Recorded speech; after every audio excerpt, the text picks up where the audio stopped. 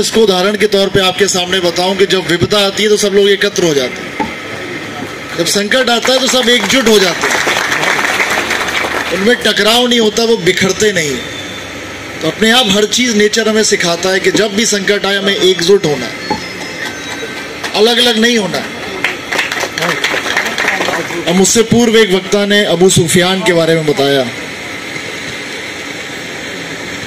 जब मोहम्मद साहब मक्का से मदीना गए और जब अबू सुफियान ने सेना एकत्र करके कई बार उन पे हमला किया, एक हमले में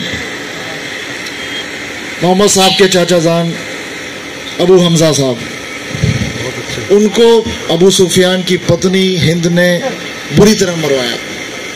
वो ऐसा कहा जाता है कि उनका कलेजा भी निकाल लिया था। उस समय मोहम्मद साहब के पास सेना बहुत कम थी, बहुत कम सेना थी। धीरे धीरे सेना बढ़ी, मदीना में उनकी थोड़ा फॉलोवर्स उनके बढ़े। उसके बाद जब वो मक्का की तरफ आए,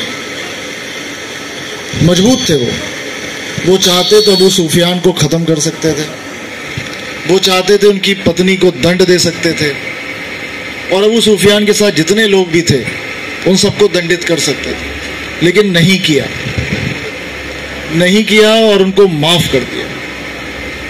हमेशा एक चीज आप लोग याद रखना, और मुझे बताने की आवश्यकता नहीं है। एक कमजोर आदमी कहे, एक पहलवान और एक कमजोर है, कमजोर 30-40 किलो का है और बिल्कुल कमजोर है, और एक 80 किलो का पहलवान है। पहलवान कमजोर को थप्पड़ मारे और कमजोर कहे कि जा मैंने तुझे माफ किया, तो शायद लोग हंसेंगे। तुम्हारी क्षमता नहीं है थप्पड़ वापस मारने की, तो माफ क्या करोगे। लेकिन अगर पहलवान को कमजोर आदमी थप्पड़ मारे और पहलवान कहे कि जा मैंने तुझे माफ किया, तो वो काबिले तारीफ है। तो हमेशा जो क्षमा दी जाती है वो मजबूती पर दी जाती है।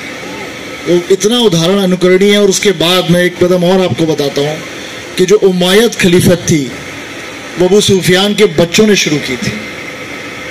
मतलब चाहते तो पूरा खत्म कर सकते थे अबू सुफियान को, लेकिन फिर भी नहीं किया। और उसके बाद उमायद आया, फिर अबैसिड आए, तमाम लोग आए।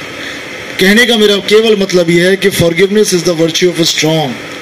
पावरफुल का पहला कर्तव्य होता है कि वो अगर चाहे तो माफ करे, और माफ करने से बहुत सारी चीजों खत्म हो जाती है। दूसरी चीज है, यहाँ पे आप सबको पता है कि हम लोग कहाँ बैठे हैं। ये मतलब महाभारत काल से पुराना इलाका है। एक गांव भगवान